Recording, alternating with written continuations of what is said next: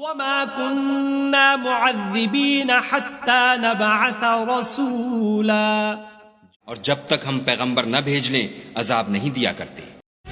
Doctor صاحب بیان کیجئے گا جو اس وقت صورتحال ہے جس سے پوری قوم گزر رہی ہے، یہ عذاب ہے، فتنے کا دور ہے، یہ کیا ہو رہا ہے ہمارے ارد گرد اس وقت؟ اس وقت امت مسلمہ پوری کی پوری عذاب کے اندر مبتلا ہے، اللہ تعالیٰ کا بہت بڑا عذاب۔ مگر یاد رہے کہ اللہ تعالیٰ تو فرماتا ہے اور جب تک ہم پیغمبر نہ بھیج لیں عذاب نہیں دیا کرتے۔ یہ اجتماعی عذاب جو آتا ہے، ایک تو ہوتا ہے ذلت اور مسکنت کی شکل میں، ضربت علیہم الذلۃ والمسکنہ، ان پر کمزوری اور کم ہمتی مسلط کر دی جاتی ہے، اور اس کے علاوہ ان کے اوپر وقتاً فوقتاً میسیکرز اور جو خون اور یعنی آگ کی بارشیں ہوتی ہیں۔ اب اس کی میں آپ کو مثال دیتا ہوں کہ ہم سے پہلے امت مسلمہ تھی بنی اسرائیل۔ ڈاکٹر اسرار احمد صاحب کی یہ مثال بہت زیادہ اہمیت کی حامل ہے، کیونکہ آن حضرت صلی اللہ علیہ وسلم نے نہ صرف امت مسلمہ میں بھی ایک مسیح کے آنے کی پیشگوئی فرمائی تھی، بلکہ آپ نے یہ بھی بیان فرما دیا تھا کہ آپ کی امت کے 72 فرقے بھی بعین ہی یہود کا سا طرز عمل اختیار کرتے ہوئے انہی حالات سے دوچار ہوں گے جس کا شکار گزشتہ مسیح کا انکار کرنے والے یہود ہوئے تھے۔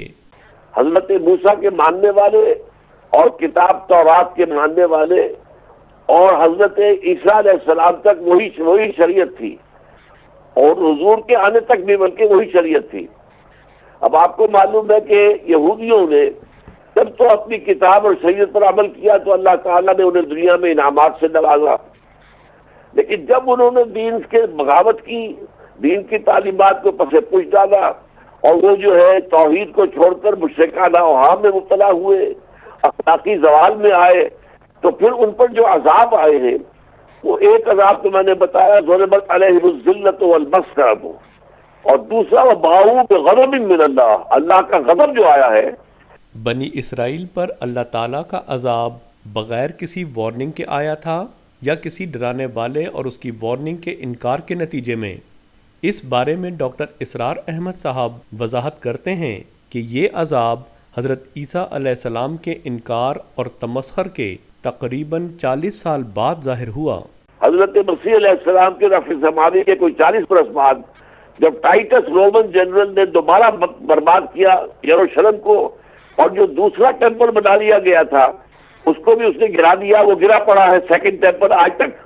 ڈاکٹر صاحب پاکستان میں کیا ہو گیا اس وقت؟ پاکستان جو ہے یعنی ہم آپس میں ہی مرنے مارنے پہ اتر گئے ہیں، یا باہر کے عناصر کئی لارنس آف عربیہ کود گئے ہمارے اندر؟ ہمارے پاکستان میں کیا ہو گیا یہ؟ دیکھیے میرے نزدیک ایک تو وہ جو عمومی عذاب ہے ضربت علیہم الذلۃ والمسکنہ، وہ تو پوری امت پر ہے۔ گویا ڈاکٹر اسرار احمد صاحب اقرار کرتے ہیں کہ یہ ایک عذاب الہی کی صورت ہے، جبکہ قرآن کریم دو ٹوک فیصلہ دیتا ہے، اور جب تک ہم پیغمبر نہ بھیج لیں عذاب نہیں دیا کرتے۔ اللہ تعالیٰ اس قوم کی آنکھیں کھولے تاکہ یہ وقت کے مسیح اور معمور من اللہ کو پہچانیں اور اس عذاب الہی سے نجات حاصل کریں۔ ڈاکٹر صاحب اس وقت جو صورتحال ہے، یہ کیا مسلمان کو مار رہا ہے اس وقت؟ تو اب جو مار رہا ہے وہ بھی کلمہ پڑھ رہا ہے، جو مر رہا ہے وہ بھی کلمہ پڑھ کے دم توڑ رہا ہے۔ اب کیسے فیصلہ ہو؟ اسلام کیا کہتا ہے اس صورتحال کے بارے میں جب آپس میں مسلمان لڑ پڑیں اور طے نہ ہو کہ کون درست ہے اور کون غلط ہے؟ یہ قرآن مجید کے اندر سورہ انعام میں آیت نمبر 65 ہے کہ اللہ تعالیٰ کے عذاب کی 3 شکلیں ہوتی ہیں، یا تو آسمان سے کوئی نازل کرے، یا زمین پھٹ جائے، کوئی زلزلہ آ جائے، اور تیسرا یہ ہے کہ وہ تمہیں گروہوں میں تقسیم کر کے آپس میں لڑا دے اور تم ایک دوسرے کی گردنیں کاٹو اور خون بہاؤ۔ یہ تیسری شکل کا عذاب بھی آج ہم پر ہے، ذلت بھی ہے، مسکنت بھی ہے، اور جس طریقے سے اب ہونے والا ہے وہ تو میں آپ سے کر رہا ہوں کہ میں کانپتا ہوں اب یہ سوچتے ہوئے کہ کیا ہونے والا ہے۔ ڈاکٹر اسرار احمد صاحب یہ تو تسلیم کرتے ہیں کہ مسلمانوں کی موجودہ صورتحال عذاب الہی کی مختلف صورتیں ہیں جو کہ بڑھتے بڑھتے مستقبل قریب میں انتہائی ہولناک صورت اختیار کرتی دکھائی دیتی ہیں، مگر افسوس کہ عذاب الہی کی اس بنیادی وجہ سے کلیتاً صرف نظر کر رہے ہیں کہ جس کی طرف قرآن کریم اس آیت میں توجہ دلاتا ہے، اور جب تک ہم پیغمبر نہ بھیج لیں عذاب نہیں دیا کرتے۔ کیا اس امت میں بھی ایک مسیح کی آمد کی خبر نہ دی گئی تھی؟ کیا بنی اسرائیل پر گزشتہ مسیح کے انکار، تحقیر اور انہیں قتل کر دینے کی کوشش کے نتیجے میں عذاب نہ آیا تھا؟ آئیے خود اسرار احمد صاحب کی زبانی سنیے کہ بنی اسرائیل پر عذاب کیوں آیا تھا، اور کیا آج مسلمان بے عین ہی اس مقام پر کھڑے ہیں کہ نہیں؟ وَضُرِبَتْ عَلَيْهِمُ الذِّلَّةُ وَالْمَسْكَنَةُ وَبَاءُوا بِغَضَبٍ مِّنَ اللَّهِ۔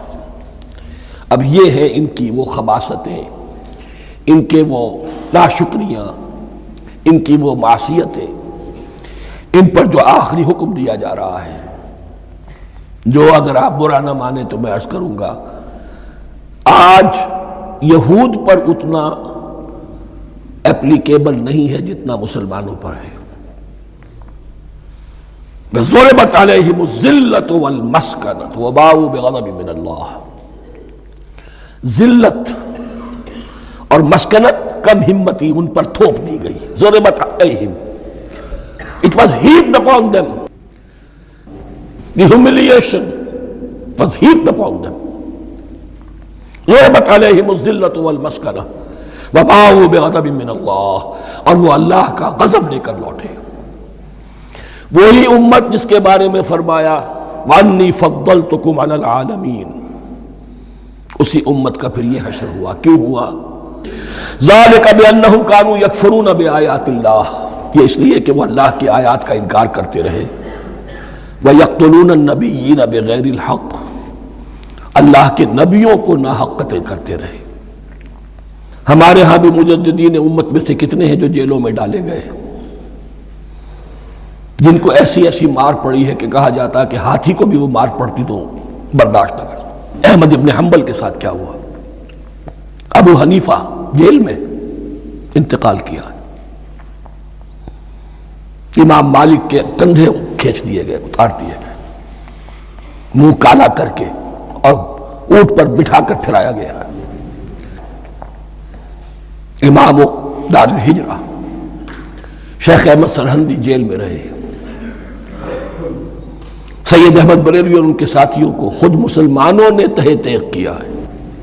ڈاکٹر اسرار احمد صاحب، یہاں آپ یہ حقیقت کیوں فراموش کر رہے ہیں کہ یہود کی طرح آپ لوگوں نے سب سے بڑھ کر مظالم، تحقیر اور تکفیر اس ہستی کی ہے کہ جسے اللہ تعالیٰ نے اس امت کے لیے مسیح بنا کر بھیجا تھا، اور یوں آپ لوگوں نے بنی اسرائیل کے 72 فرقوں سے اپنی کلی مشابہت پر مہر تصدیق بھی ثبت کر دی ہے کہ جس کا ذکر احادیث نبوی صلی اللہ علیہ وسلم میں ملتا ہے۔